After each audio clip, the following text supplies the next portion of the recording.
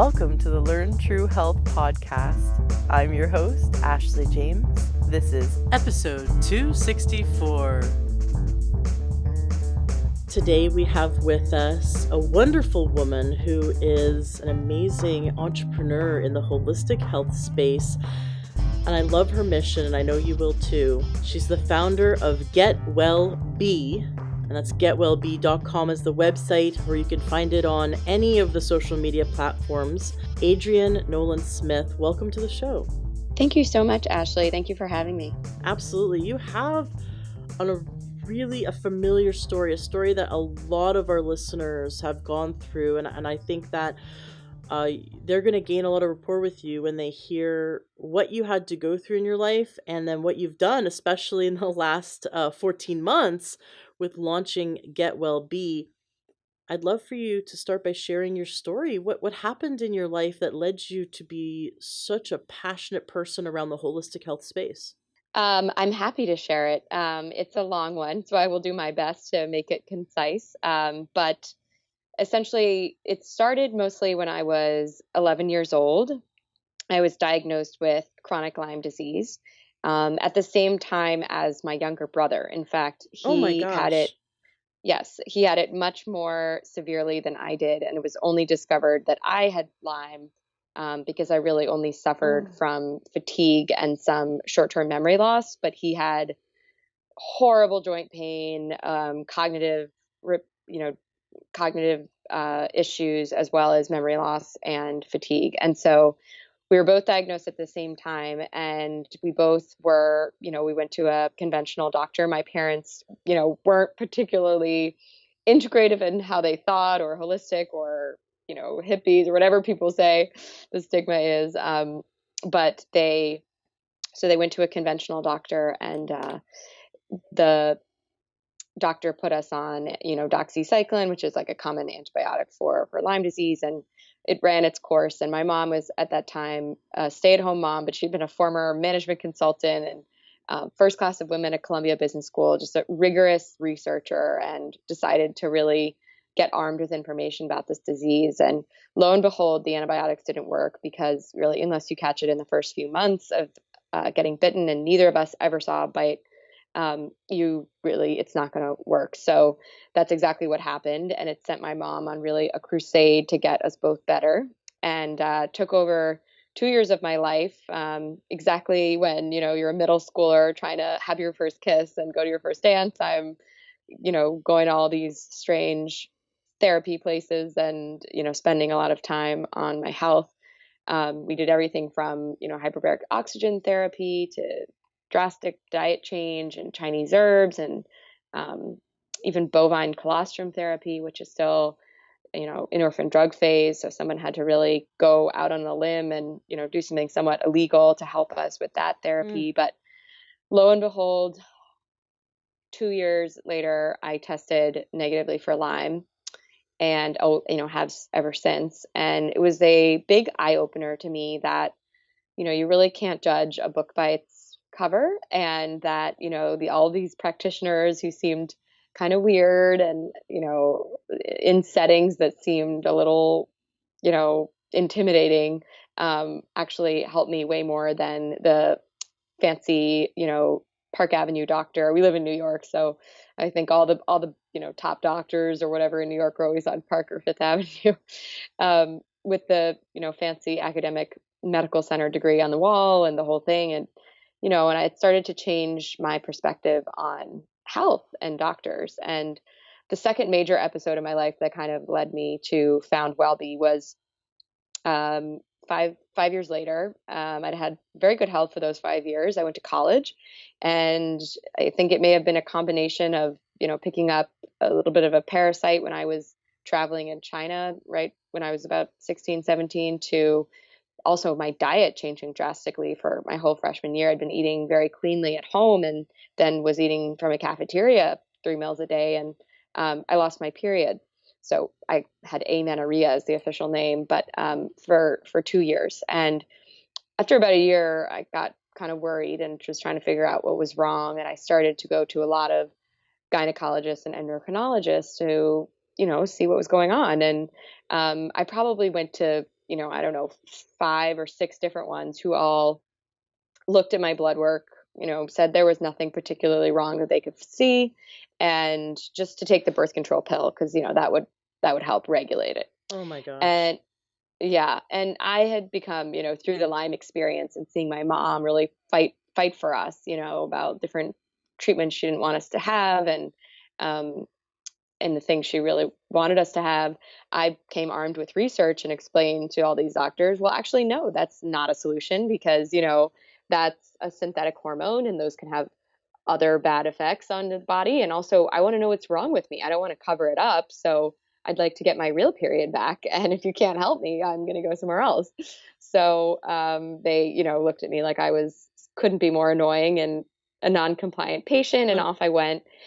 And my father, I think, mentioned to somebody at a cocktail party that I was having this problem, which I still don't know why he was talking about that, but I'm grateful that he was.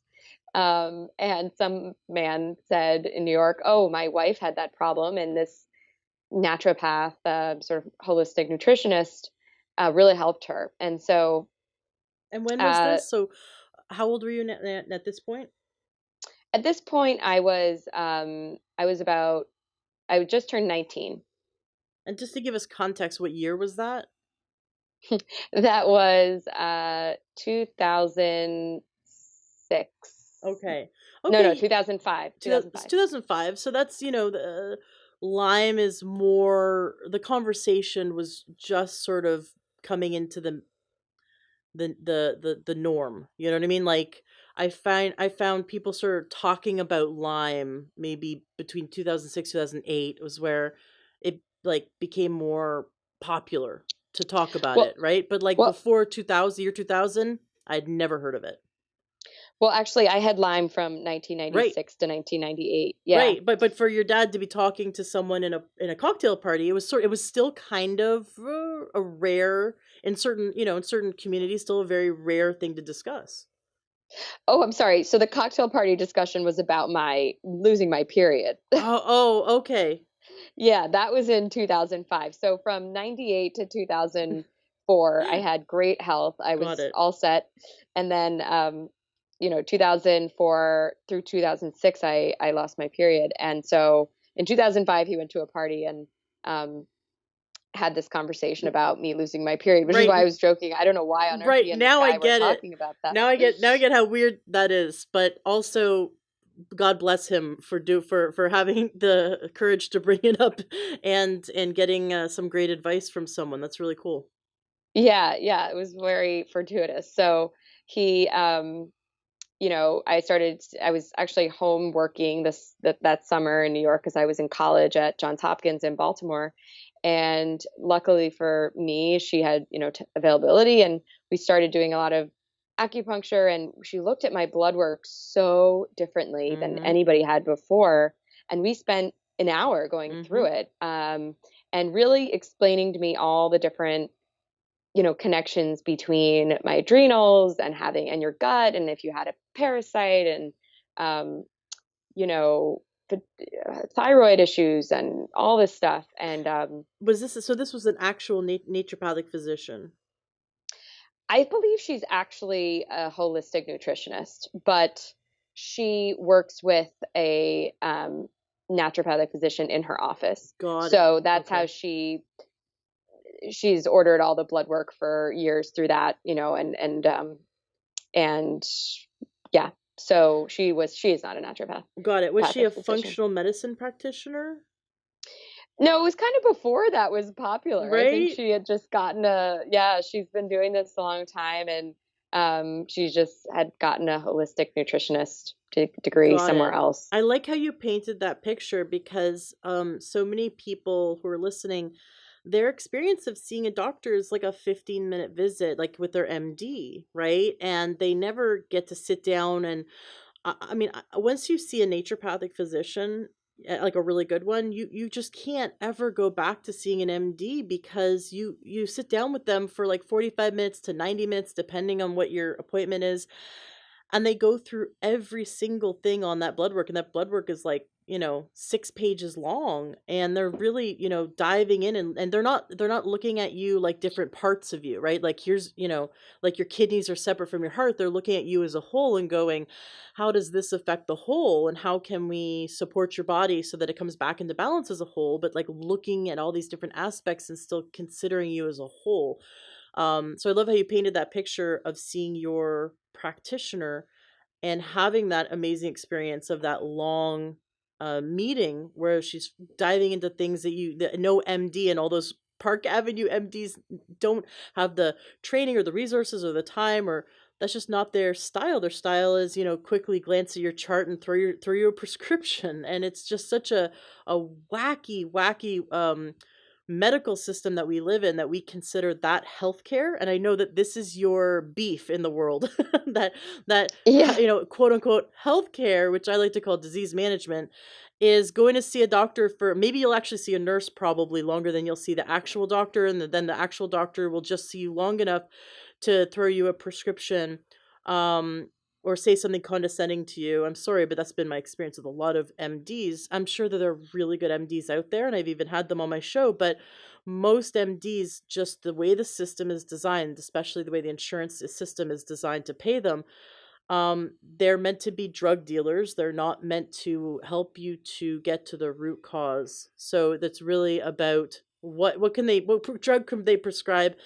And like you said, you never saw results seeing them around your missing period, around your parasite. The MD likely would never have caught that, um the average MD. And then especially with your Lyme, the seeing those MDs, it wasn't working. And every turn in your life, it's been, the MDs don't work. Okay, now I've got to go find natural medicine. That's why they call it alternative medicine, which also drives me crazy, because it's alternative to what? Alternative to the system that doesn't work. It's sort of like saying, I know, a unicycle is, is the real transportation, and then a mountain bike is your alternative bike, right? It's like, well, wait a second, Right. the mountain bike works much better, but everyone's calling the unicycle the actual, like, that's transportation. Everything else is alternative transportation. So I think alternative medicine, just like calling food, the organic food, something different, and then stuff filled Right. with chemicals, is conventionally grown. Like, the word conventional sounds so much more appealing. But don't get me on my soapbox. So there you were, having gotten that great referral that your dad got you at a cocktail party, and you're starting to get results with this functional medicine practitioner. So not only, what would it, besides getting your period back with this, with natural medicine, what else did she help you with?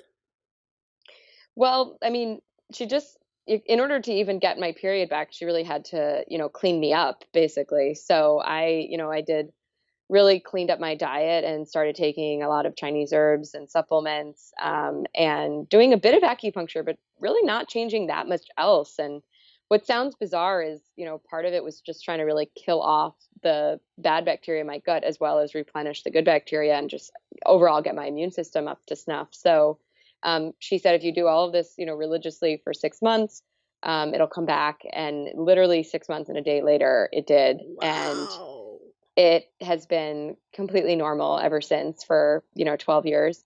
um, and yeah, it blew my mind. So that was my second major example of, wait, all these quote unquote normal doctors can't help me, and like you said, this quote unquote alternative woo woo practitioner really got me better and used testing to do it. So I don't see what the, why is she considered weird? So then the major catalyst, and they call, the third part of my trilogy of things that led me here, was right actually around the time that my period came back.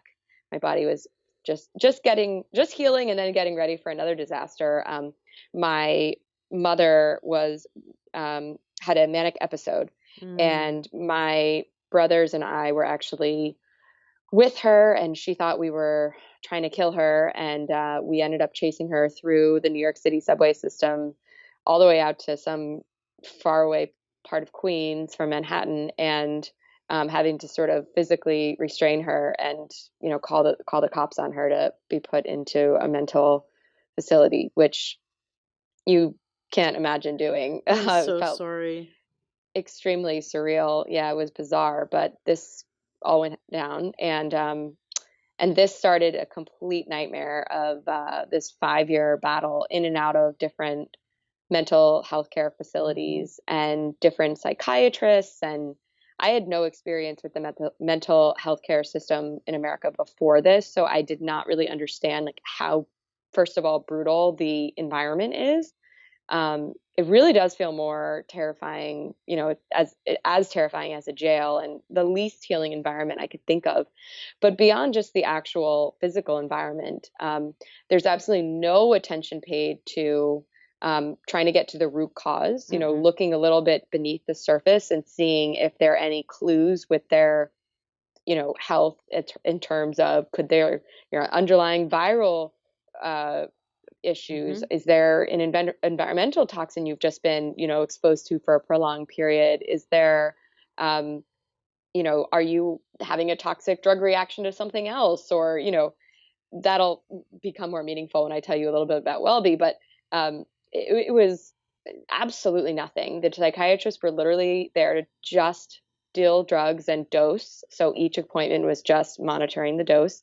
And they put her on antipsychotics and antidepressants, and each side effect had a different, you know, they would treat each side effect with a different drug. And Mm. so it was just really a nightmare. And she knew so much based on, getting us better, that um, this was really not the way that she went to live her life on psychiatric medication. And she would constantly feel so awful, because it's basically like being drunk all day as far as what your liver has to break Yeah. down. And that she would try to go off, and then she would kind of go into another manic state. And so it was all, and she was about 55 when all this started. And so when I was 25 and she was 60, she ended up taking her life. And it was um, when it was about 10 days before Christmas, and Mm. she was supposed to come down for Christmas. At the time, she was living in Boston because my parents had divorced a couple of years before her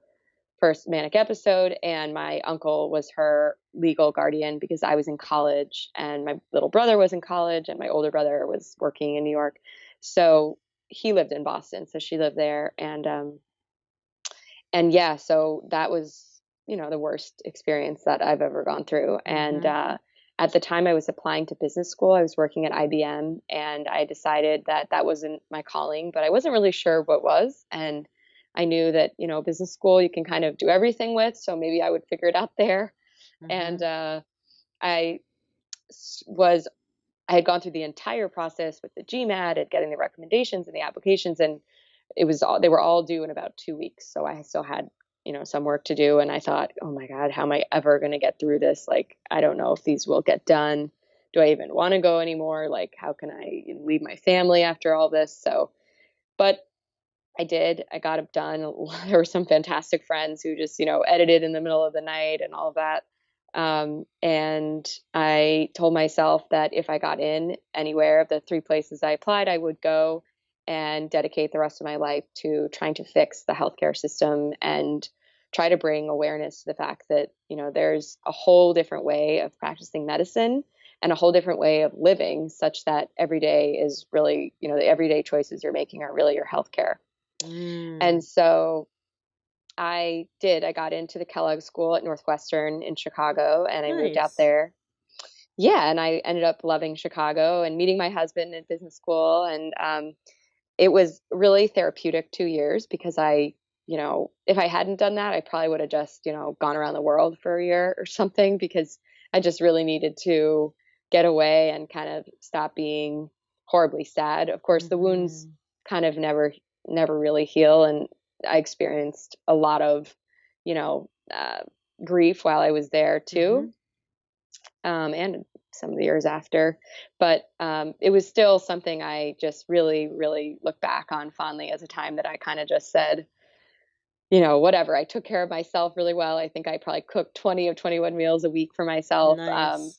But beyond that, I was just really trying to enjoy myself and get away. So, um, but I knew that as I was going there, I wanted to, do something that I didn't want. I knew I didn't want to see patients, but I wanted to start a business that had something to do with integrative medicine and wellness. And at the time there was, no Instagram, and the wellness movement was so far away from what it is today.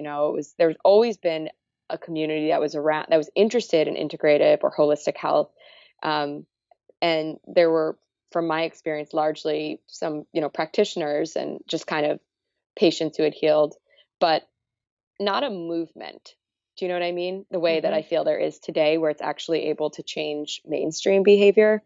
Um, and so I tried to talk to anybody and everybody that I could in Chicago around trying to start a business in the space, and what would it be like? And nobody really cared about that. So at my business school, I ended up getting shoved into the sort of like digital health category. And all of the popular digital health companies today are for in conventional healthcare, because that's where there's money to spend on Bleh. digital health products.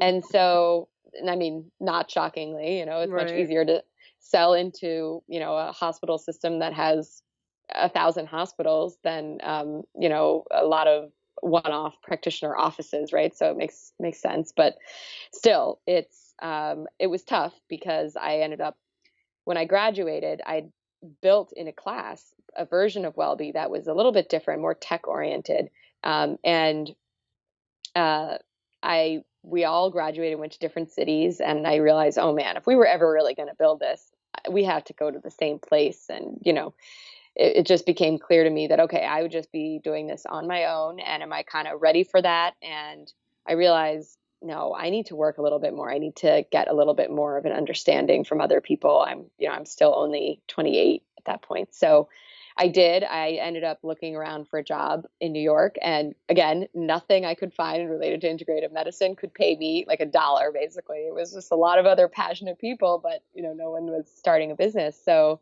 um, I think that's very different now. But the only job that I could get that could pay me really was this uh, patient engagement software startup. And I was the 30th employee, and I ended up working with hospitals for 3 years. And it was grueling and kind of depressing for me, because, I knew, or I thought I knew, what was wrong with the healthcare system and the way that they treated, especially chronic conditions, whether that's Mm-hmm. mental, physical, autoimmune, or, tick-borne or whatever, or just the normal chronic diseases that you think of, diabetes, heart disease, asthma, pneumonia, whatever. And not pneumonia, sorry, asthma or COPD. And yet here I was on the front line in a hospital every week, looking at exactly what was wrong and really not being able to change it the way that I wanted to. And so that was tough for me. And then I also saw the wellness movement starting to take off. And I heard about, I heard mainstream people talking about functional medicine. And I realized how much of this whole conversation was going on Instagram. And I was so excited, because for the first time I found other people like me, and also naturopathic and osteopathic doctors that, you know, were young and excited about changing healthcare. And that was cool. So I got married, and that was a lot of time and effort. And so on my honeymoon, I, had a journal on the beach, and I'm just furiously, trying to plan out what this was going to look like, and what did I really think that I would want to do in this change. If I didn't want to see patients, is it another app, another kind of tech platform? Is it something else? How did I want to help? And so I came back to my beach chair and told him that I was starting a media company. And he said, "What? You don't know anything about that." And I said, "I know, but I know a lot about research, and I know I write a lot, and I've done so for, various academic things. And I think I can figure this out." And I really felt that, and let me know if you agree, Ashley, but for me, outside of, being in a health nut, at a health nut event, or in a space where everybody else is like you, most people that I know that are educated and have enough means to really live this way don't. And they do not, because of stigma and cultural bias, and not really understanding how food is either medicine or poison, or what acupuncture even is, or how Chinese herbs can heal, and what is different about like a functional or naturopathic physician blood report versus a conventional one, and how that could change your life and all this stuff. They just don't know. And if you're not really looking for that kind of information, you're not going to find it because it's not in mainstream health publications. They really keep to the surface, I think. So I thought awareness and education was still kind of the number one thing I had to do. And so I decided to start there. And 14 months ago, I quit my job. And, 10 days later, was sitting in my apartment wondering what the heck I had done. And I could not believe that I had just seen my last paycheck come in. And, um, but I kind of, started putting one foot in front of another. And I knew that I wanted to tell patient stories of health recovery. So similar to, I think, what you do on this podcast, I knew that there were other people like me who had, you know, trusted the system and gone through it and gone to the conventional doctors and, without any kind of bias, like tried the approach they thought they were supposed to try and then realized, okay, well, if I actually want to get better, I got to go through a different one. So, and then healing. So I started filming some of these stories that for our site, and then I sort of added in also some integrative practitioners and MDs that I knew, or functional or holistic, whatever you want to say it's called, who I thought could help people kind of understand some of this information too. Like what exactly is acupuncture? How can you treat, anxiety and depression without medication, or how does inflammation work, or whatever. So we started doing that. And then I started also making some animated video guides that were kind of short, and I got some fabulous interns from NYU Film School to help me, and a full-time person that I knew decided to randomly to join my mission. And the next thing I knew, we were from 1 to 4 by Memorial Day, and we launched in July. So it's been exactly 10 months, and we have a weekly newsletter. So that's like all of our new content, and a large presence on Instagram and Facebook. And we'll do a lot of interesting research, wrap up stuff on Instagram stories, and try to really make things conversational that weren't before. And every month we have something called the research wrap up. So we take, 30 odd studies and crunch them into like our top, 8 or 9 that we think really sit at this intersection of the healthcare system and the wellness movement, and highlight, how you can heal naturally from things and prevent chronic disease.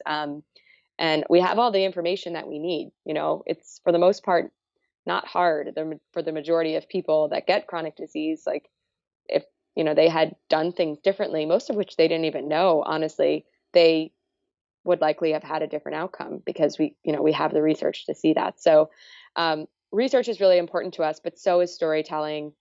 And so is just making sure that things are palatable, and not fear mongering. That's been really a challenge for me, is making sure that it is so terrifying and depressing what's really going on with, the prescription drug over prescribing, and the, a lot of, medical intervention that goes very wrong, and how many people get misdiagnosed and told that everything's in their head, and all of that. It's really overwhelming. And what's in our food, and the pesticides, and, you know, Roundup, and all of it. If you basically, I feel like my job is to try to present that information in a really logical and conversational way that, makes you want to be an advocate, but doesn't terrify you and make you want to hide under your bed. So that's what we're trying to do. And it's been a wild ride. I've gotten to meet so many unbelievable people since launching 10 months ago, and hear the craziest stories of recovery. I couldn't dream it up before I started doing it. And, really, it's all been very well received, and people really get that we're not just another wellness publication like Mind Body Green or Well and Good, but there's something a little bit different that we're doing, and trying to bring some, not only awareness and education, like a lot of media companies, but a bit of advocacy as well. Advocacy, that's great, because And we need oh, to. We need to advocate for our own health. We can't just blindly, ignorantly go to an MD and just let them run the show. If you want to be a statistic, do just go with the stream, right? If you want to be The statistic now is that, what was it, 1 in 3 women and 1 in 2 men. I get them mixed up. It's either 1 in 2 men or 1 in 3 men, but it's so ridiculous, the percentage. It's somewhere between 33% and 50% of us will receive a cancer diagnosis. It's sort of like, if there's 3 people in a room, one of them is going to get cancer sometime in the next 20 years. That's the statistic. That's how common cancer is now. Doesn't that just blow your mind? When I was a kid, I didn't know anyone with cancer. Like, none of my family members, none of my friends, none of their parents. Cancer was so rare, and now it's like everyone has it. And there's got to be something like totally wrong with this picture. When I was a kid, there were no, like, autism was so rare, and now the statistic is close to 1 in 63 children are on the spectrum. It's increasing, and I know some people say it's increasing because we've gotten better at diagnosing. But I've talked to some experts and they say no, it's not just that. We really are seeing an increase. And that's just, and you cannot say that it's genetic, because what blows out of proportion in one generation? And if something were really genetic, wouldn't it we see less and less of it instead of more and more of it? I mean, over time, because of how, genetics work, we see less and less of something as that kind of gets weeded out, right? As a weakness gets weeded out. So, there's a lot of things to consider, but when we look at statistics, most things are not getting better. Most things are getting worse. There are some things that with modern medicine, with like, for example, once we figured out to wash our hands, what, a few hundred years ago, we were able to, like, eradicate most infectious disease. Like, you see the graphs, and it just, like, the little arrow points to the part of the graph where it says this is where we started washing our hands, and they just see this giant drop off as of the common infections that were spread at the time. And then this is where we, started using plumbing, right? This is where we started using, indoor plumbing, and you can see again, more improvements, obviously, with our health as a society, because of cleanliness over the last few hundred years. But when we're looking at heart disease going through the roof, cancer going through the roof, diabetes going through the roof, obesity, over 70% of the adult population is overweight or obese. One third of the population has pre-diabetes or is diabetic. If you want to be a statistic, go to an MD, don't advocate for yourself, take whatever drugs they give you, and eat how everyone else eats. And you are guaranteed to be a statistic. If you want to absolutely not be a statistic, if you want to beat all these statistics out there, the huge increase of cancer, diabetes, and heart disease, and you know what goes along with that? Because you don't just, like, wake up one day and you have, diabetes, you I mean, you and or heart disease, you get, um just, it sucks the life out of you. I should know. I used to be a type 2 diabetic. It sucks the life out of you. It's every single day is pain and suffering. You feel like a prisoner of your own body. You feel sick and tired all the time, and it doesn't just affect your physical health. It affects your mental health. It affects your emotional health. It affects your relationships. It affects your ability to make an income and support yourself or your family. It affects even your spiritual health. It affects every aspect of your life. To be sick and to, be a statistic. And so when you Hmm. say advocate, teach people to advocate for themselves, because you know what? Maybe our parents didn't know how to do that. Maybe this wasn't a tool. Like, I know a few families who they just have no idea. I'm even related to some people who'd have no idea how to advocate for themselves, and they'll just go to the MD like they're a god on a pedestal, and they will do exactly what the medical doctor tells them to do, and they'll never question it. But if you recommended a vitamin C supplement, they want to see, like, all the double blind studies that prove that that's effective. But they'll completely blindly trust and take whatever drug is given to them and not ask for any studies, right? It's totally backwards. So I know my listeners are not like those people. But when you say teach people to advocate for themselves, I think this is a life skill that we really need to learn. Advocate for ourselves in every aspect of our life, around our finances, around our education choices, around our career, in our community, all the things we want to see in the world and the causes we want to see in the world, but especially advocate for our health and our mental health, emotional health, advocate around around the practitioners we work with. So, can you tell us, give us some advice for how we can advocate for ourselves? And then what are some things that you teach that with your platform, the Be Well platform, what you teach, WellBe. sorry. I'm looking at it right now. It says WellBe and my eyes just, it's the dyslexia. Um I'm looking at WellBe. You're right. I'm sorry. It's your branding. Um with your WellBe platform, how do you teach us to advocate? Well, actually, the last step of my journey, I ended up getting board certified in patient advocacy. So just Nice. randomly, about a month ago, I got the thing on the wall. But I I well, for how we teach on the site versus just what I would say. But so we do, I mentioned we do our research wrap ups, but we'll always say sort of, why does this matter for your health and what's WellBe doing differently? And a lot of times when that research has to do with, some of the dangers around taking certain prescription drugs, or around how you might treat things differently, with more natural options. The what would WellBe do is like, make sure if a doctor tries to give you this, that you mention or persist that they're seeing trials that show just stabilizing blood sugar with healthy fats helps with depression, anxiety, so you better try that first. Or if you're not getting blood work gone over with you through a lab that also does a full thyroid panel, you're not getting complete blood work and you should demand Mhm. more. And, we'll sort of tie in the what you should be asking for. And, it doesn't always have to be confrontational, but just how you can support different kinds of not only doctors, but brands. So we say, the 100 choices that you're making are really your healthcare. So the 100 choices a day, that is. And so, when there's better food brands and better home cleaning brands and, better hotels that are thinking about, the environment within them.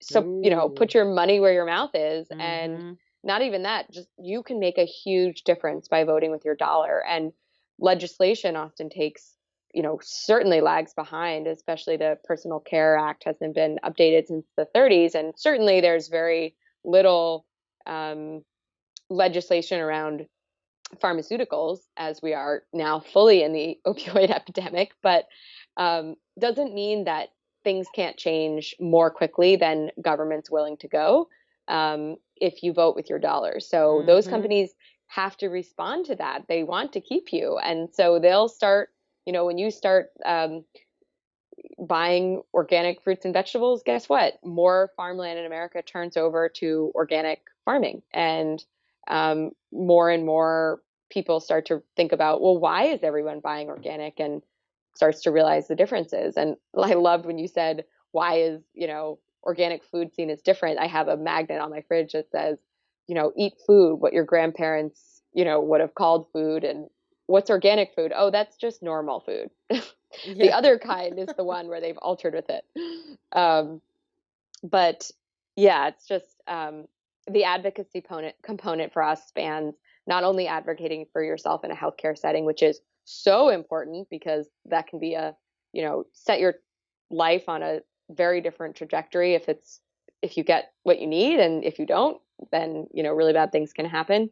But certainly just in your everyday life, everything you do, um, see yourself as a voter, and you'll be amazed how quickly things are changing right now. So, at least on the consumer side, the healthcare system is just much more entrenched and complicated. So I think when you're advocating for yourself there, that's just to save your own life. Um, but I'm not sure if it will be able to move as quickly as we'd like, as far as having conventional medical training be naturopathic, or be holistic, or whatever. Do you have a list on your website, or do you have some kind of resource that you can provide for everyone, not just our listeners, but for everyone, When it comes to advocating for ourselves, like, is there kind of a checklist that we can print off and take to our doctor, make sure that we're getting all of this, taking care of ourselves? Yeah, so we actually have a free PDF on our website right now that is on how to get to the root cause of a chronic health issue. And so it's a little bit of a mix of the steps that you might take before you even select a provider, just to understand what your own symptoms are, because that's so crucially important when you're advocating for yourself to be armed with good information. Um, for example, I went to a new doctor and she tried to tell me that I had Hashimoto's. And I said, really? I was, really upset by that because I have been doing a lot for my health that I thought was fantastic. And also, I know it's a tough diagnosis. And I thought I knew I always had a low thyroid, sort of one of my last health challenges. And I take a natural thyroid supplement, Nature Throid. And then I went back to my, I call her my naturopath, but my holistic nutritionist who helped me for so many years. And she pulled the last 7 thyroid panels, and my Hashimoto's, my antibodies had jumped up and down, all the time from high to low.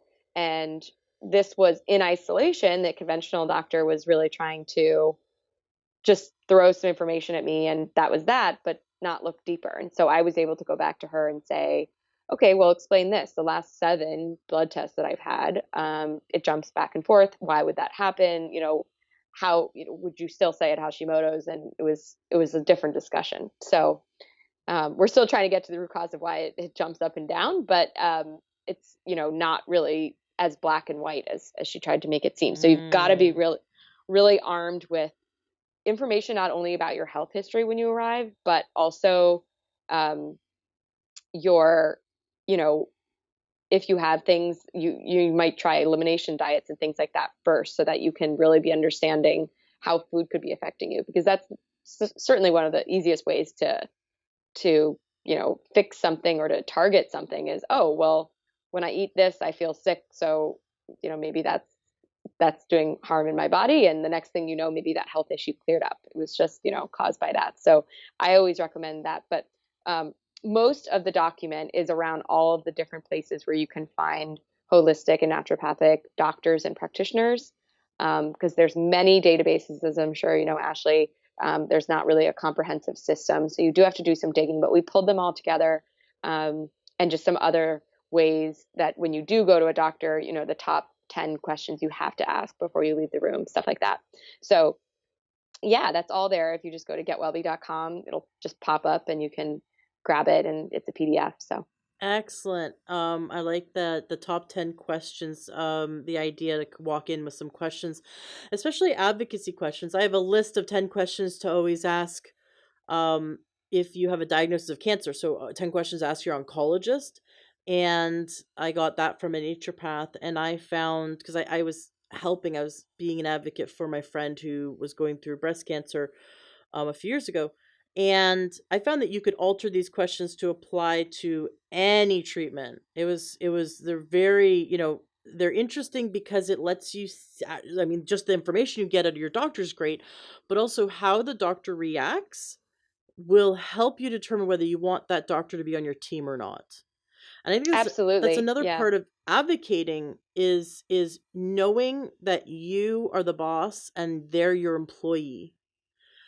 Oh yeah. Shifting that idea, because I think we walk into a doctor's office feeling kind of intimidated, and they have so much schooling, and they have that they're such an authority, and they also have hubris. They have giant egos and hubris that we have to contend with, and they they tend to get put on a pedestal, whereas we need to work with a doctor that knows that they're part of our team, that we're the one hiring them or choosing to hire them or not, and they are, in question, right? Whether you want them on your team or not. This isn't, in even in Canada, I was going to say this isn't socialized medicine, but I'm from Canada. Even in Canada, you don't have to see, it's not like, you have to see this one doctor unless you're like in a tiny town of 100 people and there's only one doctor and you're out of luck.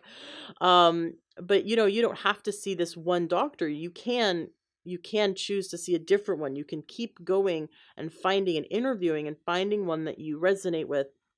And the questions on this questionnaire was something, like to the extent of, let's say the person, they're trying to give you a medication, right? And you say, if I were your daughter, would you give your daughter this medication, or would you take this medication? And how long do you expect for me to be on this? What are, obviously, what are the side effects, but and when do you see this resolving? When do you see me getting off of this medication? What will it take to get off of this medication, for example, right? And Mm. asking for the double blind studies, asking for how many patients have you successfully treated with my condition? How were successful were you, and can you set up a time for me to, like, can you give me their contact information, or give them my contact information? Because I know there's obviously like lots of legalities around, not like patient confidentiality, but you can ask, are there any ways for me to meet with, or can you extend my contact information to them so I can ask them questions about their treatment? And so, because the doctor who is really willing to work with you won't get upset about you asking these questions. And if they get upset, you should fire them and not work with them, because that's, you don't want an ego treating you. You want you want a healer treating you. Yeah, that's the way that every other industry works. Like when you want to hire somebody, that's what you get to do in the beginning, and then you make your decisions and you weigh all the different pros and cons, and somehow medicine has escaped that. And I think what you said about being able to speak to former patients is fantastic, because that is such a it's like, imagine, you're hiring a nanny, you don't ask references. I mean, they're Mhm. handling your child's life, and you're just like, oh, it doesn't matter if anybody that I know has ever used you before. Like, of course it does. And also, did you heal them? I mean, I don't want someone who's just going to manage my symptoms. Like, did you get those people better? If not,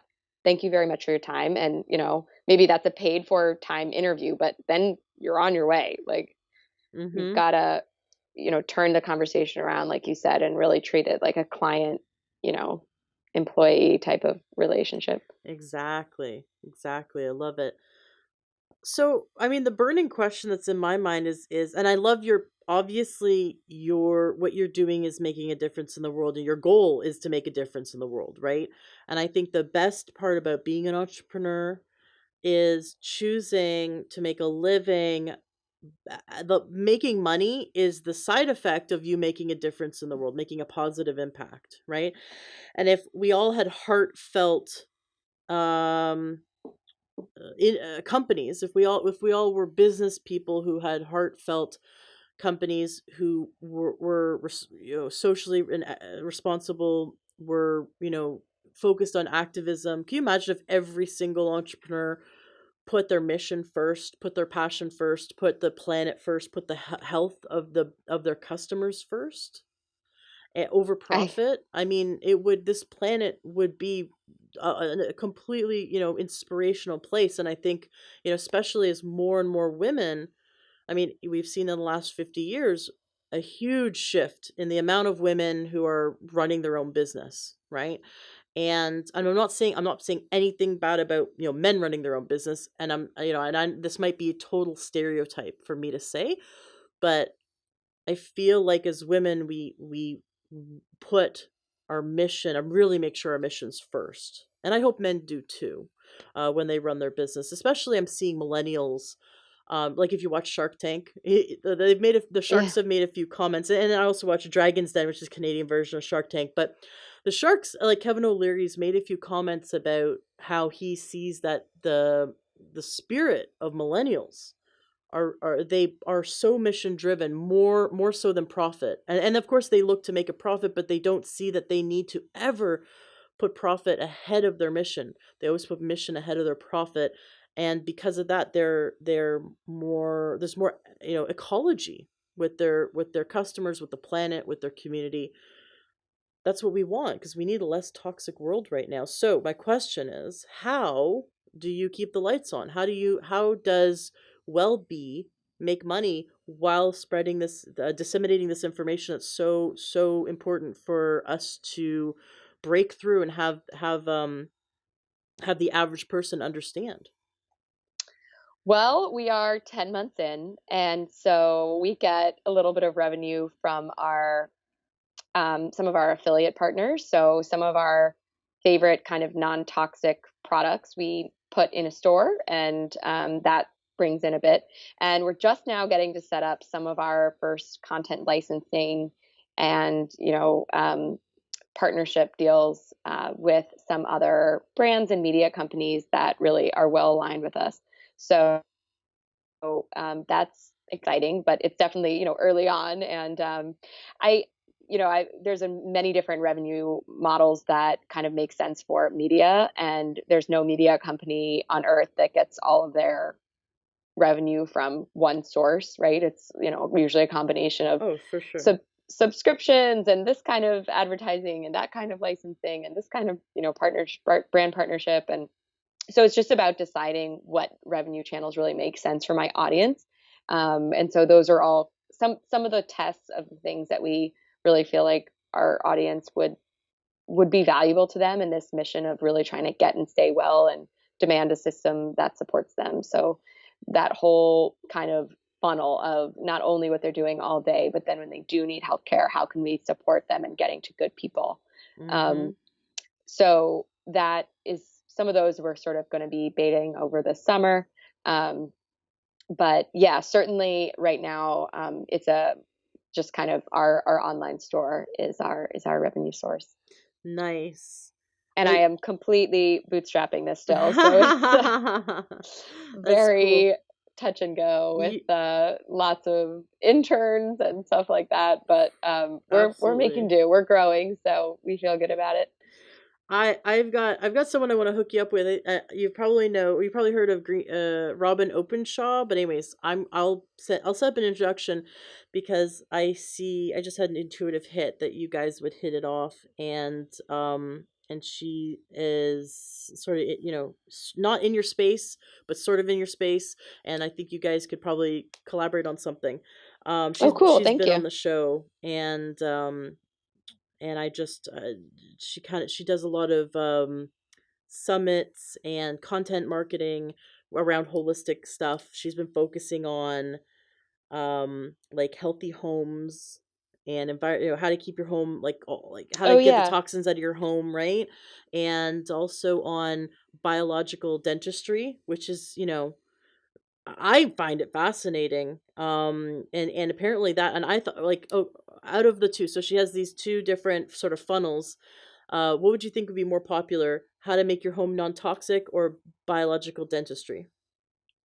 I feel like it's a trick question, so I'm going to go with biological You were right. dentistry. The biological dentistry got like way more opt-ins than the healthy home or the non-toxic, like not no EMF home, which I also guessed correctly because I've done episodes on both, and I got, I really thought I'd get more downloads from the one on, how to have no EMF, how to have no like EMF poisoning and healthy home. But I think what the thing is, when people know that, if their mouth hurts, right, and or if they have, mercury amalgams, there's a real sense of urgency. Like, how do I take care of my mouth so I don't, have to go to the dentist and get it tooth pulled, or I know I have mercury amalgams and I know I need to get them out. How do I get them out in a healthy way?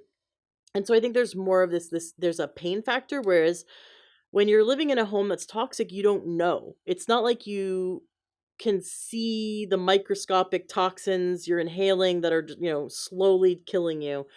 But it's pretty amazing that the indoor air quality of our house can be 10 times has 10 times more pollution than outside. And Yes, it yes, is it is. crazy. I know, right? So anyway, that's the kind of this stuff that she does. But I'm gonna make sure to do an introduction because I've had her on the show and I've communicated with her. I've been on her show too, so you might want to get on her show. But I think this kind of like collaboration and networking. I'm sure you, like you said, you've already met some amazing people. I think you're just gonna keep meeting and some amazing people as you network and grow this. Any listeners who feel that they can help support WellBe in growing and getting this information out there, definitely contact them. Definitely follow them, like them, subscribe and follow, and share. I know we don't can't, well, I mean, you can share on Instagram, like just with a friend, like you can hit, you can send it over to a friend. Actually, if you have the Repost app, which is a free app that I have, you can you can regram anything, a video or a Re- photo. really? Um, yeah, Okay, I yeah, have we no do idea. it. Tell me, is this a separate app we have to download? It is. It's just called Repost, but it's free. And then you just, it sort of explains how you can, uh, you go in and basically just copy a link, any post in Instagram, and go into Repost, and there it is, and then walks you through how to, put it, automatically push it to Instagram and share it. Oh, that's cool. And but if I, let's say I were to go, log into my Learn True Health Instagram and repost a WellBe post, do my followers are they able to get on your, can they start following you because of that? Yeah, so if it's a picture, you could tag us in the picture, or you could just There mention you us in the go. caption, and they'd be like, "Oh, it's," be like, "Yeah, just sharing this, awesome video about, how the topics or how the terms on an egg carton impact your health is in a guide video that we made, for example, or the story of full recovery from stage 2 degenerative MS after, a 25-year battle with it." Um, Nice. I love those that was inspirational stories. Yeah, and I think I mentioned this very early in the interview, but one of the most amazing stories that we told was a girl my age who, so early 30s, who almost mid 30s. I guess I'm almost 33, but she had been told that she had bipolar disorder and was Mm. put into a mental Mm. facility. And her parents were quite against the psychiatric medications, and they told her that they were being irresponsible parents for not, putting into her like an inpatient program at, like a major hospital. And it turned out that the whole thing was a toxic drug reaction to Synthroid, which is the most prescribed drug in America. It's a thyroid drug, and only 1% of people, which is still a big percent, have Mm-hmm. a toxic reaction to it. But she was one of them, and within a few days of going off of it, after 2 years of this like mania, um, she was totally back to normal. Mm-hmm.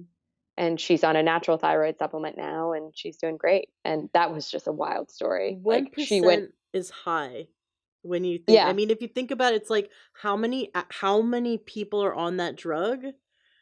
Is it 10,000? Is it 100? Is it a million people? Like, and then you calculate. Well, what's that 1%? Um, when we there's a were lot more people that there's several million people on well, Synthroid, but there I'm you not go, sure of the exact millions. number. Oh, I Yeah. know it's such a common drug, and then that's just one drug.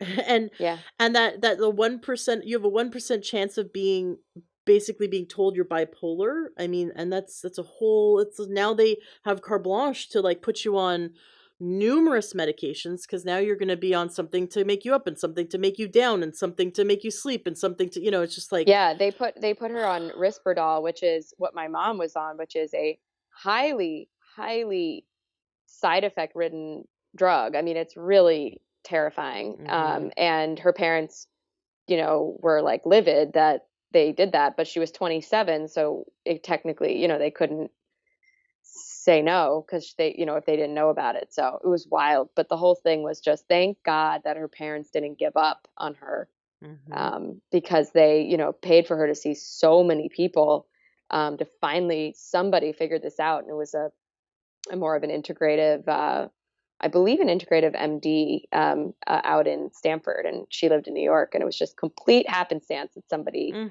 you know, so anyway, we have a number of stories like this on our site, and and in Instagram and Facebook. And so if anybody wants to see them, I love hearing everybody's thoughts about, if they had something like that, or what it means to them, because it's you sort of make content in a vacuum, and then you're like, did anybody like it? And sure, they like physically like it, but what do they think? Like, how is it impacting them? So that's great for us to know. Yeah, I mean, I guess you could see comments, like some people on Instagram could Yeah, that's what I comment. mean. Like that, I just mean like people should comment, because it helps us to understand like if this is really resonating with our audience or not. Yeah, Uh, exactly.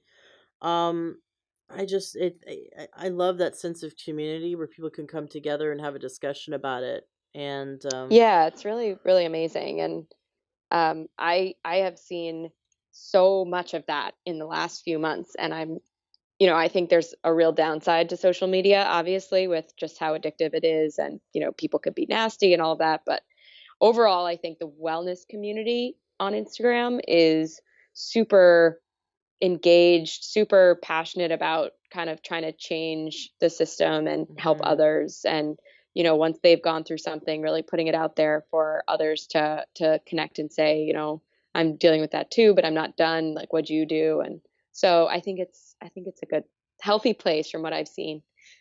I'm excited about this what you provide in terms of how you guys thumb through the latest studies and research, and then you pull it together to sort of in like a Coles Notes or in a Cliff Notes, depending what country you're from.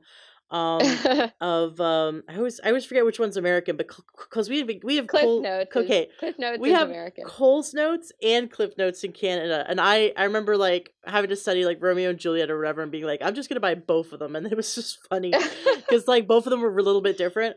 But basically, how you take, because studies are hard to read. I mean, I sort of I've tried. I really have. I've gone to PubMed or whatever, and I've read the studies, and I'm like, this is written in a language that only lawyers understand, and I guess doctors too. I just don't get it when I read them, and I really love it when someone who understands the language of studies and then pulls it together to give you just the understanding of what the outcome was. It's really important to know, for example, they were saying is whenever mainstream media quotes something, like, do just like in the title, like, just do not believe it. Like, just go whatever the opposite of what they said in the title is actually true, because they go vitamin E linked to increased prostate cancer, right? Vitamin E supplements linked Yeah. to, and you're thinking like, okay, so honestly, like, if whatever the mainstream media says in their title, just reverse that, and it's probably true. Like, the opposite of what they said is truth, right? So they're and the reason why is that I had a doctor like look through the study and explain it to me. He goes, look, if you have to like dig so deep into the study to see what type of vitamin E they used, and then you find out that they used a synthetic vitamin E.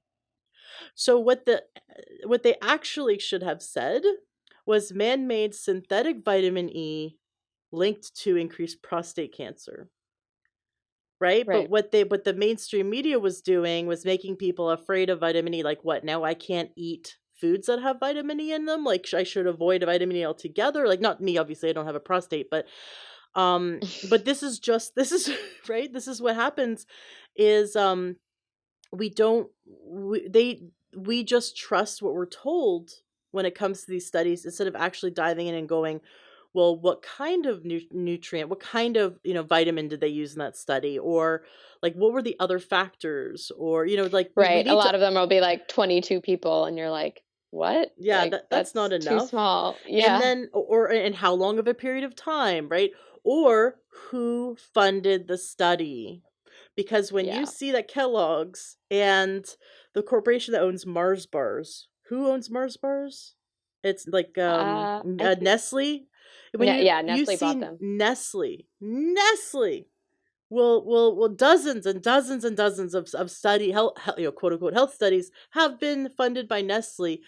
You really need to like go deep and look and see, well, what, is this like to prove that pizza's healthy, help pizza's actually a vegetable, and they can serve it to children, and like just the crazy stuff that they come up with these studies. And so I appreciate anyone, your company included, that takes these studies and puts it together and goes really combs through them and goes, okay, here's what this actually means, and then gives it to us in a manageable chunk of information that benefits us and that help us to make better choices, and also help our friends and family by sharing it with them.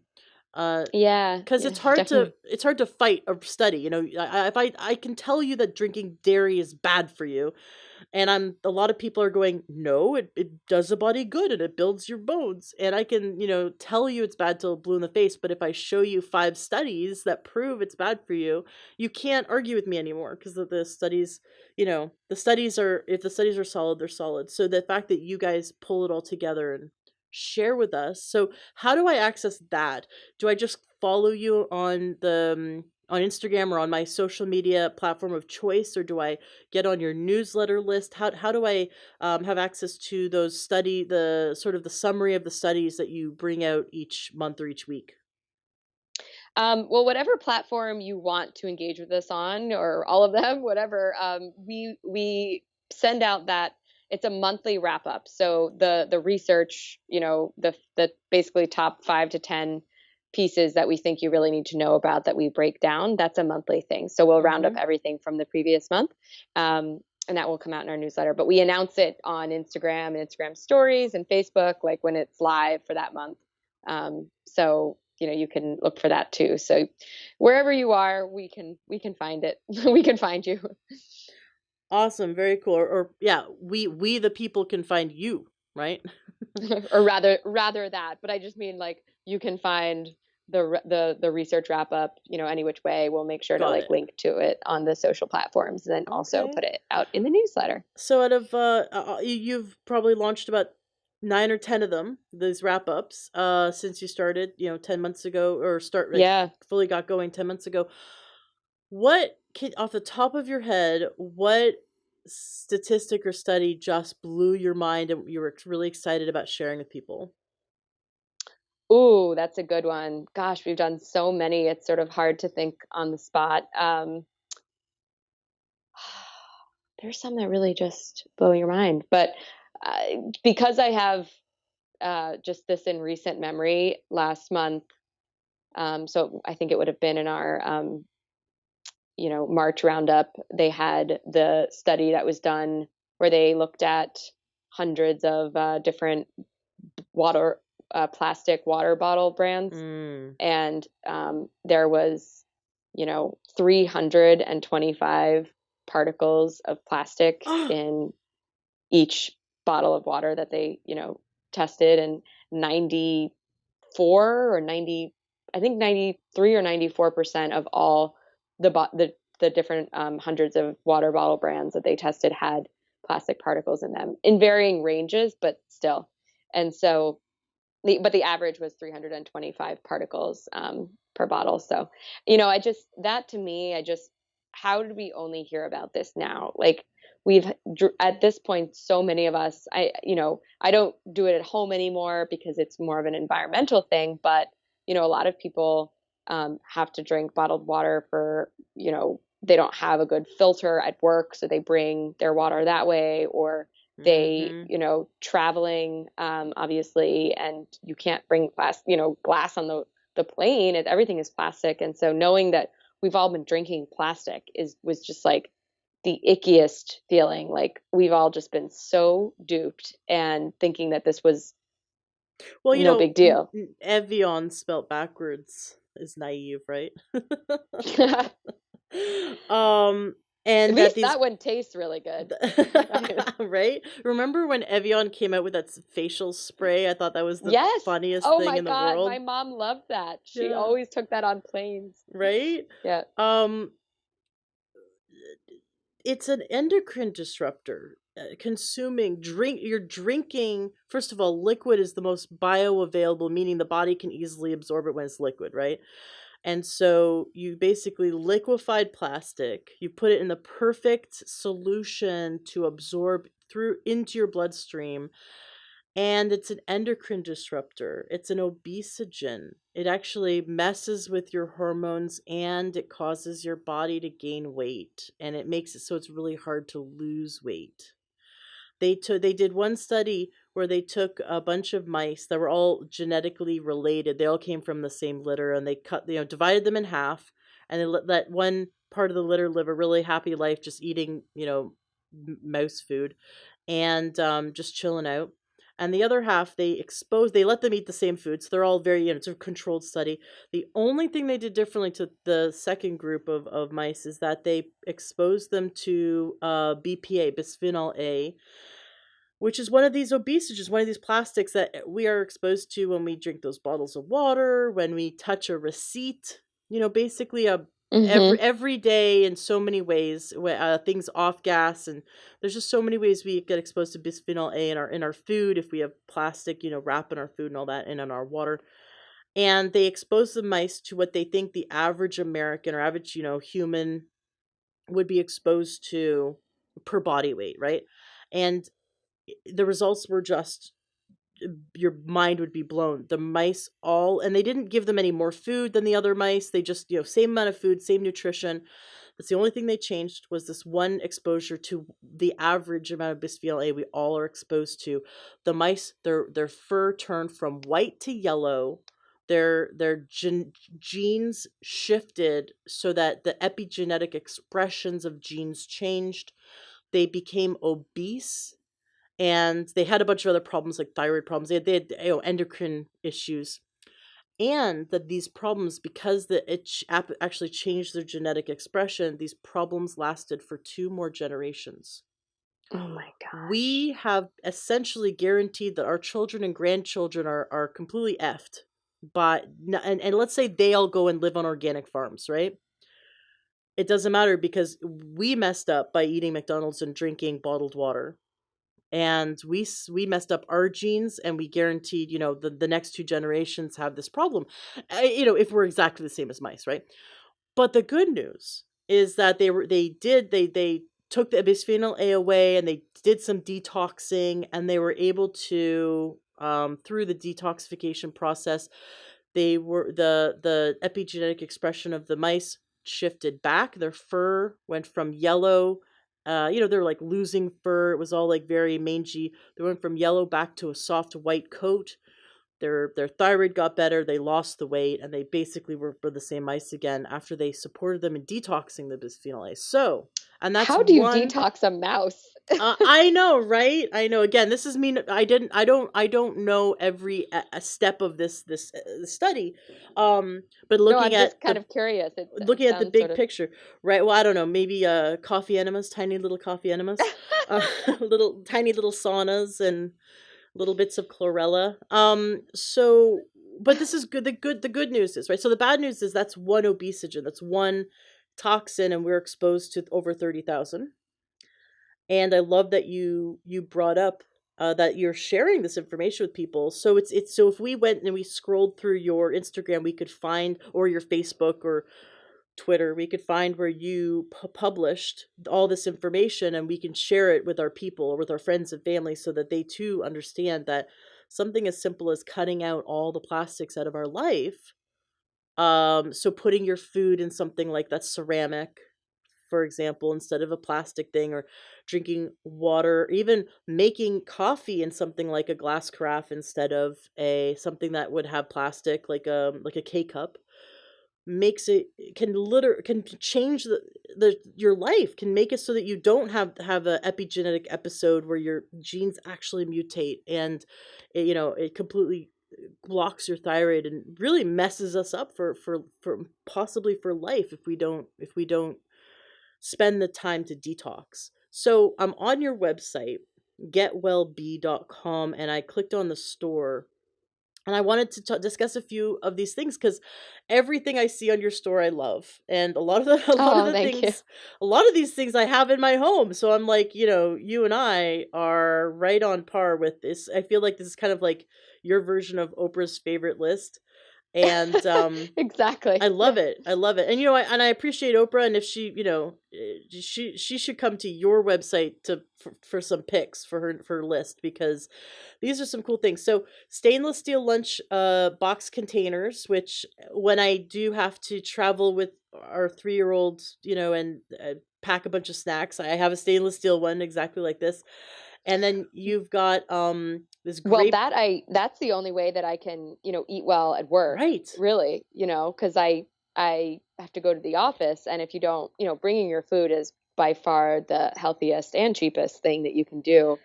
And then if you have a there. So stainless those are all steel, for that. if you have stainless steel containers, you can't microwave. So that's an added bonus, right? Because you True. don't want to microwave Although your food. you don't. Although in a pinch, when I have to, reheat something at the office, I have a plate in my drawer and a bowl, and I'll stick it in and just kind of know I'm doing something bad, but knowing I can't eat this thing cold. So, Well, I highly recommend checking out like a toaster oven, and they but also have. I know the problem is it's, an office, so it's like I can't. But I'm sure, most people I know have that when, working at a company and the company has certain tools, in the Right. kitchen. When I worked at IBM, we had a vending machine and a microwave. That was it. Oh no. Well, there now. I don't know if you've looked into how non-toxic these are, but there are some interesting thermoses out there that seem healthy, like glass lined, or so looking into a thermos. But yeah, strategizing the best way to eat healthy, eat the food from home at work, is a really good question. Yeah, and sometimes, I'll just kind of have that in mind and bring things that, like a big salad so that I don't need to um, heat anything up per se, and Hmm. have my snack be, nuts or nut butter and apple or something like that, so that I don't need to either. But yeah, sometimes that lunch meal you're just like, "Oh, pray for me and do the bare minimum." Now you've got here this grapefruit seed extract for washing your produce. How effective is it?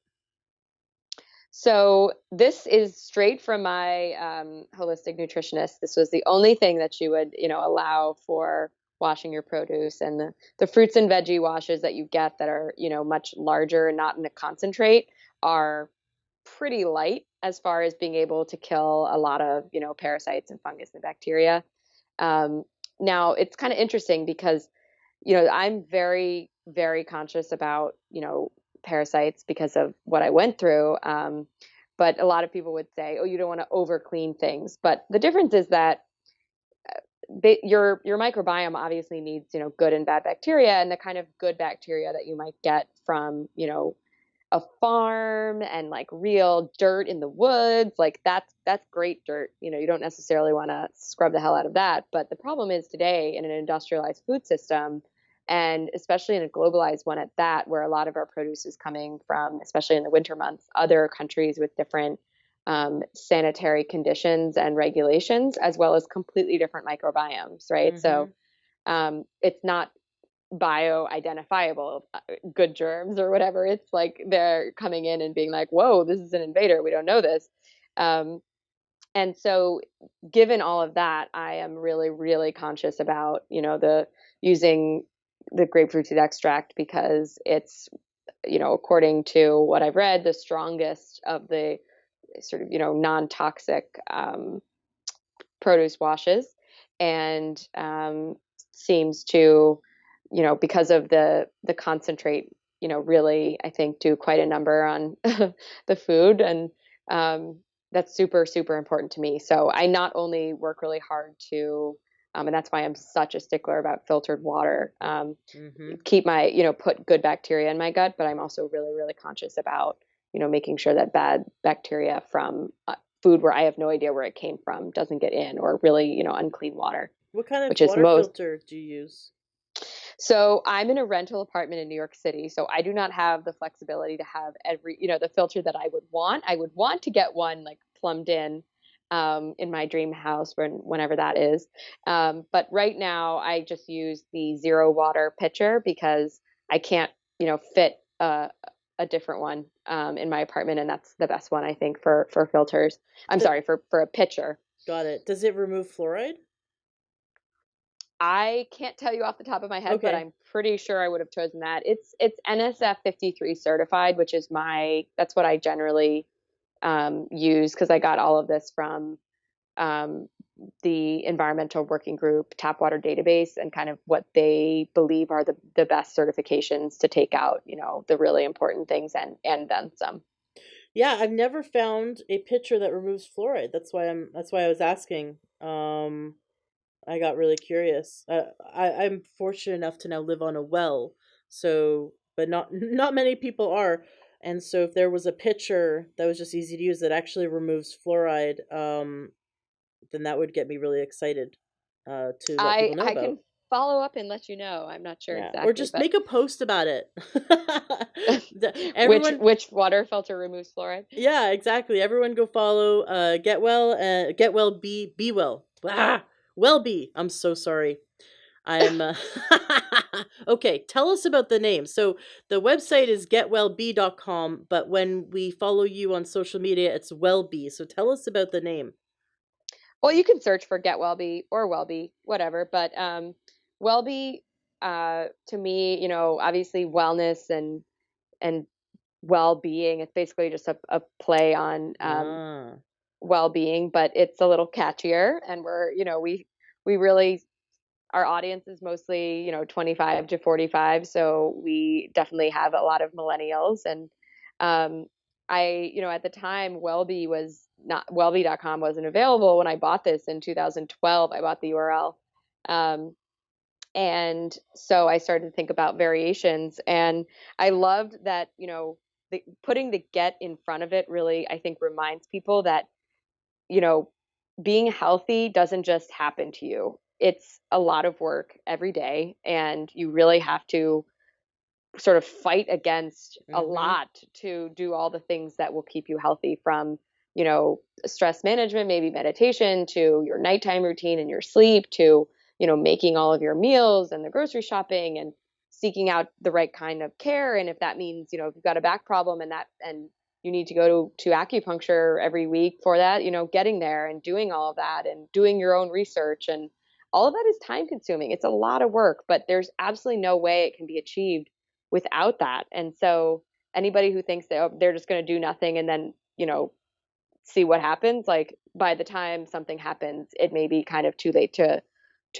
change course, or they're just kind of headed for some place they wouldn't want to be. So Right, right. If you want to that's be a statistic, just don't do anything. And that's you exactly. want to we have to fight it. We absolutely have to be a salmon fighting against the current to not be a statistic, but it's so worth it. It's so worth it. I feel like I just remember when I was sick, and now I get to jump out of bed full of energy and full of mental clarity, and I can go all day long, and then it's like at nighttime and I could keep going, but I decide, okay, you know what? Sleep is also good, and then I fall asleep, and I fall asleep easily and hard and deep, and then I wake up the next day feeling amazing.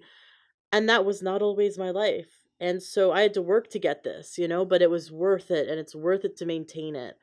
And I know some people who are like, "Oh, it'd be too hard to go gluten free, or it'd be too hard to go dairy free," or they've decided it's too hard.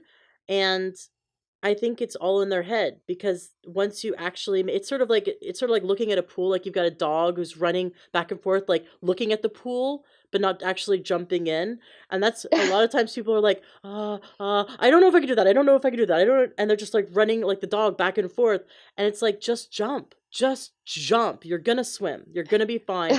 And it does. Once you jump in and you just start the momentum, it becomes momentum. It becomes part of your habit.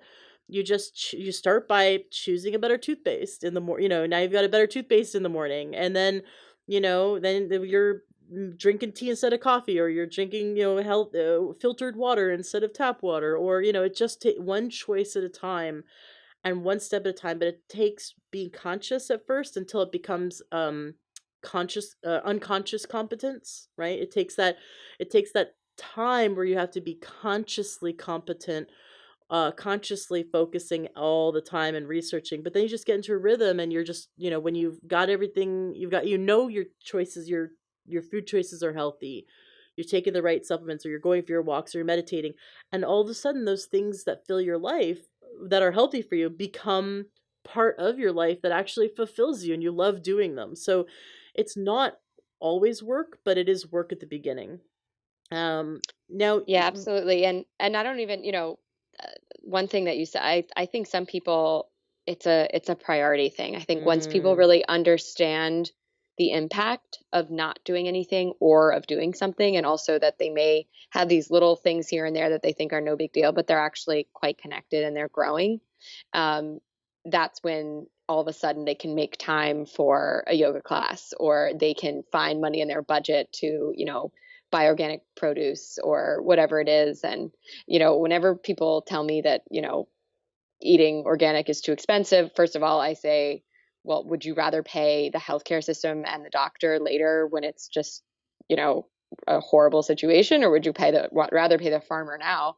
Because it's that much of a trade-off. I think it's pretty direct. And also, do you have Netflix? Yes. Yes. And I said, do you have cable? Oh, you do? Okay. Have you gone to a movie this year? Okay. So you can definitely afford organic food now, because if you took all of those out, Right. What's more important, Absolutely. like if you are paying for those, which are completely entertainment based, then you can pay for organic food. Right. And you know what? You don't need to buy books anymore. Go to the library. They're free. Not free. I mean, your taxes pay for books. Everyone, wherever you live, that your taxes paid for a bunch of books. Go read them. They're there waiting for you, right? Or, Right. you can get DVDs at and not that like anyone has a DVD player anymore, but there's DVDs at the library. There's so many free resources. The library, actually, most libraries also allow you to have subscriptions to educational websites that'll teach you, like there's a whole coding academy that you'd have to pay for, but it's completely free with your library card. And so you could learn to code, your kids could learn to code, or lynda.com, which teaches you all kinds of things about how to do stuff on the web. So it's just like there's so many resources out there, and you could just, shut off your cable and go to the library and have a ton of fun, or stop buying books and get them at the library because they're there waiting for you. You already paid for them. And Right. you don't even have to go to the library. You can download them on your Kindle. I get library books on my Kindle all the time. It's the coolest thing ever. Oh, I And had no idea. yeah, absolutely. Yeah, you just you log into your library. First you got to go to the library, get a library card. Then you get a login, and you go and you can just pick the books you like, and you sync it with your Kindle, and boom, you buy it. You basically say, "Okay, I want this book, this book, and this book," and it gets sent to your Kindle. You download it, and it's totally free. Your tax dollars paid for it. Everyone's tax dollars are paying for this resource. So we could go use it, and save money that way, and then take that money and definitely buy organic. And we can buy organic. Costco sells organic, and I love it because there's this giant bag of greens I get twice a week from Costco. That's like nothing. It's like $4 or $5, and it's this giant bag of greens. Now, out of everything you have on your website in the store, like I have that juicer. I'm kind of like going through my list. I have that. What do you absolutely love? Like, what's your most favorite thing? I love that you've got the ceramic cookware set. I think everyone should cook with ceramic or with cast iron. So I think that's really smart. Or 100% surgical stainless steel. But out of all the stuff on your store, what's your absolute favorite that you think everyone should own? Ooh, that's a good question. I think now that you've started listing them all, they all are important, but I would say I love my BKR water bottle, because I think both filtering your water and not using plastic and staying hydrated are three of the most important things that you can do for your health. And so, for me, especially sitting at work, as a lot of people do, um, or sitting for a job rather, it's just hard to remember to drink as much water as you really need. And it's such an easy way to keep yourself from getting sick. Hydration does so many amazing things for the body, and it's the only when you're dehydrated do things really start to fall apart. So some people don't even realize like how Mm. incredible it really is. And so, and also just getting up and moving is so important, and it gets you up to go to the bathroom more often, so that's good too. But I say the BKR bottle because I searched endlessly, and I just really didn't like the taste of stainless steel on, with water, and I just really prefer glass. And so, but having a glass of water, you just never drink enough because you're always having to refill it. And you're supposed to drink, half your body weight a day at least. So, and that's, not if you're having anything else that might be dehydrating, like a workout or, um, alcohol or something like that. So, you Ha- really need a lot. half your body weight in ounces. I don't want someone drinking 20 or 70 pounds of water. No, right. I'm so sorry. That's okay. Half your body weight in ounces. Yes. um, So uh, I love it because it has a silicone outside as well. yeah. So you can't, if you were to accidentally drop it, you can't, break it.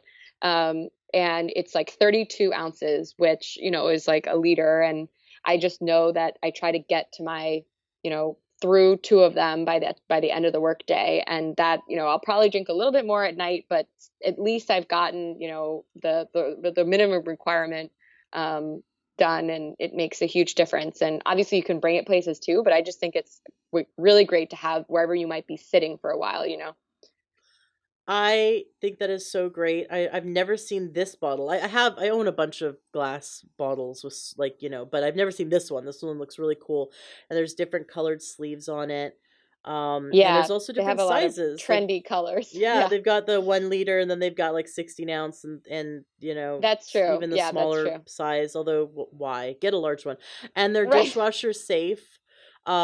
I carry my one of my bottles. I'm gonna get one. I'm definitely gonna get one from your site.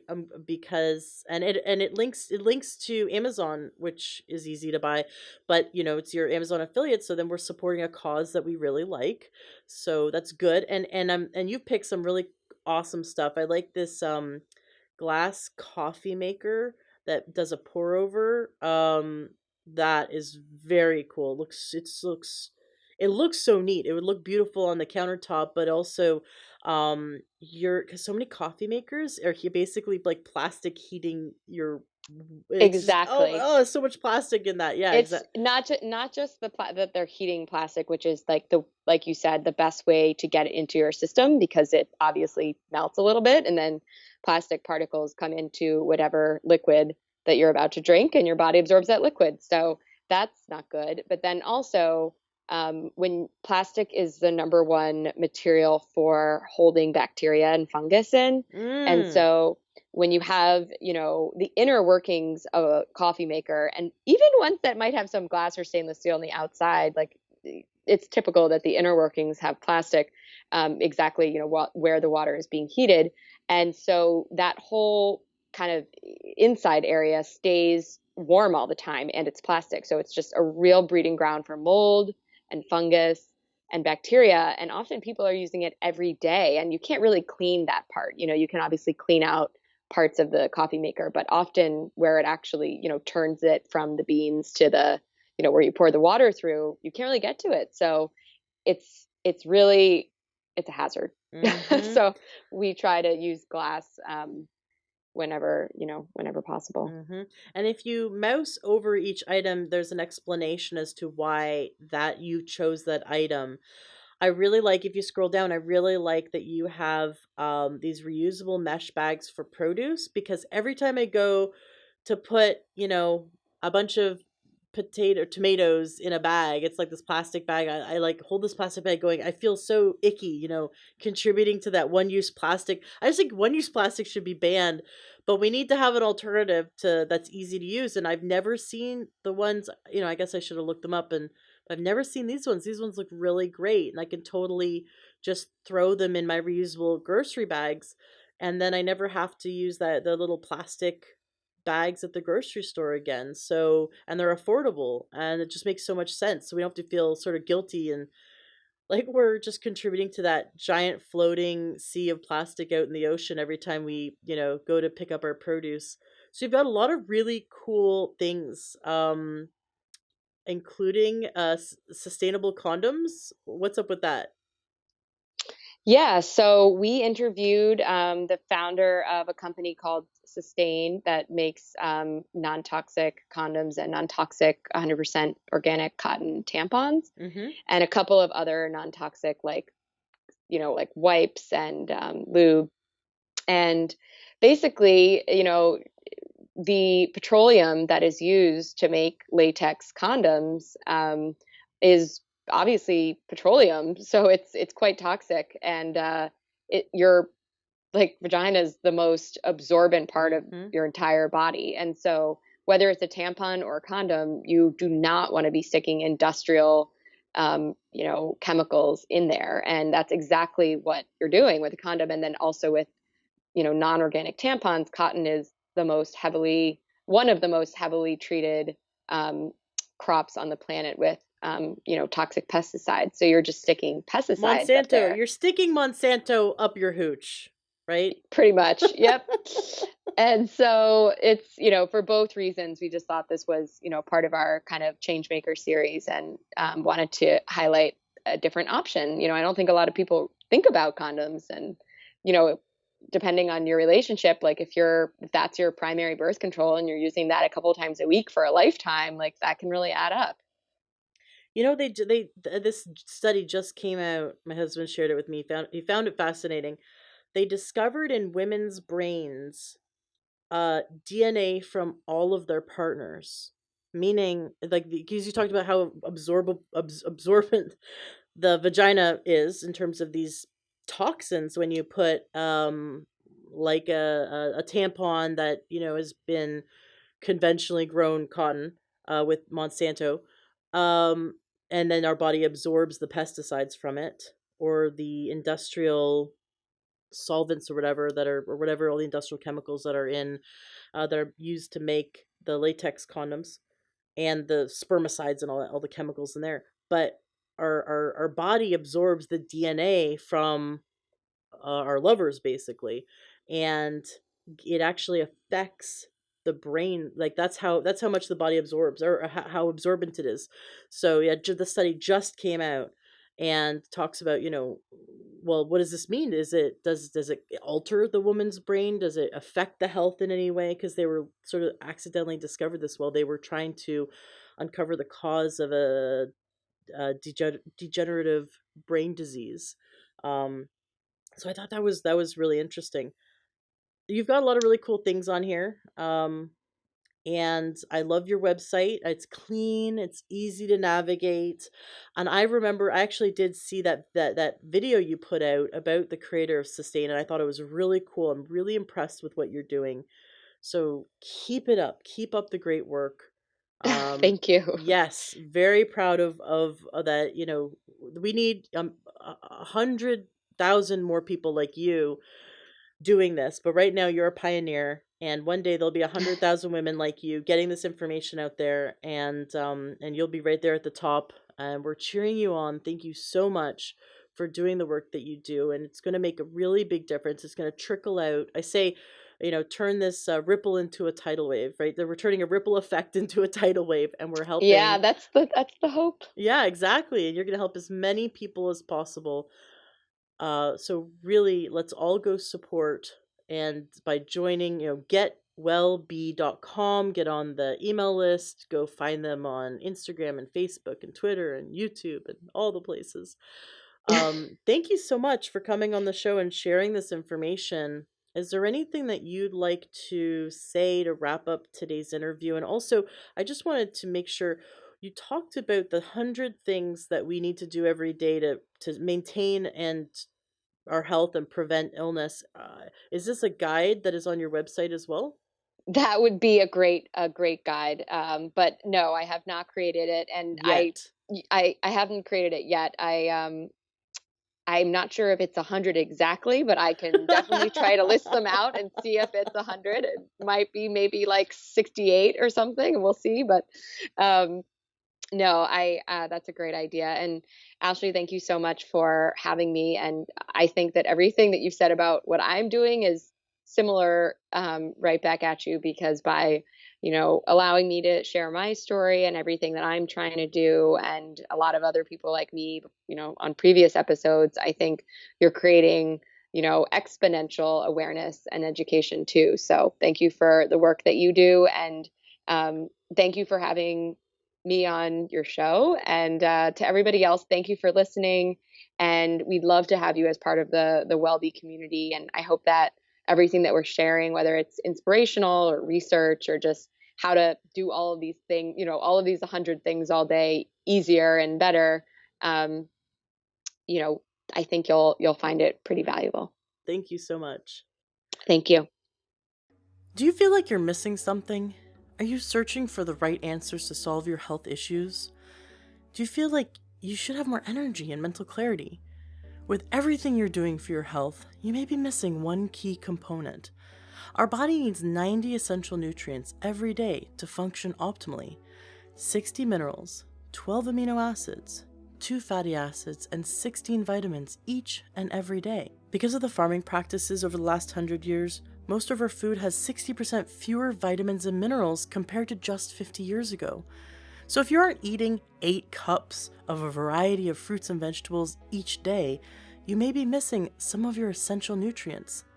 These are the raw building blocks the body needs to create new healthy tissue, healthy hormones, balanced digestive system, strong muscles, bones and joints, and maintain an optimal functioning nervous system. Especially if you're experiencing more stress, or if you've gone through an illness like an infection, that takes more resources. So if you're not consuming more vitamin C and more of all the 16 vitamins and all the 60 minerals when you're going through more stress, either physical stress, emotional stress, mental stress, those stressors take more nutrients to kind of survive those bumps in the road in life. And over time, that whittles away, that kind of depletes our nutrient tanks, our stores in our body. Without these 90 essential nutrients, things start to break down.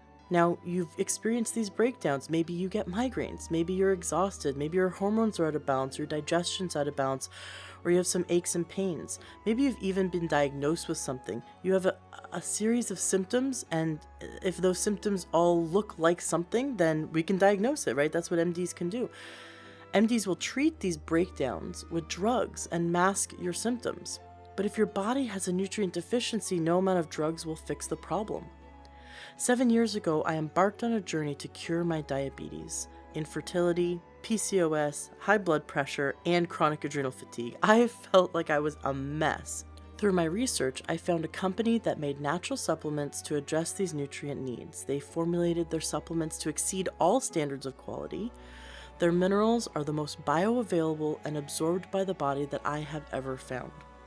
After getting on their protocols for healthy hormones and blood sugar, along with their dietary recommendations for better health, I reversed my type 2 diabetes, I reversed my infertility, I no longer had high blood pressure, my energy and vitality came back, and after 6 years of trying to get pregnant with my husband before we found these supplements, once we got on these supplements, we were able to conceive our wonderful healthy son, who's now 3 years old, and he is amazing, and we would have never had that had we not found this company.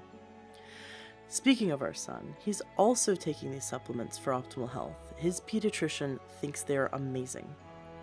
If you'd like to give these supplements a try and see for yourself if you're experiencing a nutrient deficiency, please go to takeyoursupplements.com. That's takeyoursupplements.com. Their health coaches are phenomenal. I personally know all of them. They're amazing people. And I just want you to know, as my listener, I feel like I need to protect my listeners. I would never promote anything that I didn't 100% believe in and I didn't feel was healthy or good for you. I feel like you're my tribe, and I'm sharing this information. In fact, for the last 2 years, the only reason why I've been doing this podcast is so that I can help as many people as possible gain their health back. And so the health coaches at takeyoursupplements.com, I really trust that they will make sure that you're well taken care of. They will work with you to help determine the best protocol for your nutrient needs and work within your budget. They will also help to implement a holistic protocol that includes supporting a healthy diet and lifestyle. Go to takeyoursupplements.com, fill out the form, and one of their health coaches will get back to you really shortly. And then you guys can schedule a time to talk on the phone, and they will work with you to help you dial in all your nutrient needs. I really look forward to hearing about your experience with them. Please feel free to reach out to me. You can reach out to me in our Facebook group. Go to Facebook, search Learn True Health, and join our group. Let me know what you think about the wonderful health coaches at takeyoursupplements.com. And by the way, when you go to takeyoursupplements.com and you get assigned to a health coach. They're your health coach. You're not going to keep getting a different person every time. You get one person, and they work with you and they hold your hand for months down the road. They're there for you to support you month after month while you're on your nutrient protocol, and they're helping you dial in your nutrient needs. They're really wonderful like that. So I know you'll enjoy your experience with them, and I'd love to hear about your experience with them. Please feel free to, you can email me as well, ashley@learntruehealth.com. I love hearing success stories. Like I said, I've been working with a supplement company for my own health for the last 7 years, and I've reversed so many issues. I love sharing this information because I think that many of you will be able to resolve your issues with nutrition, just like I've seen many people do. With that said, go to takeyoursupplements.com, fill out your information, and a health coach is very excited to start working with you and helping you get your health back.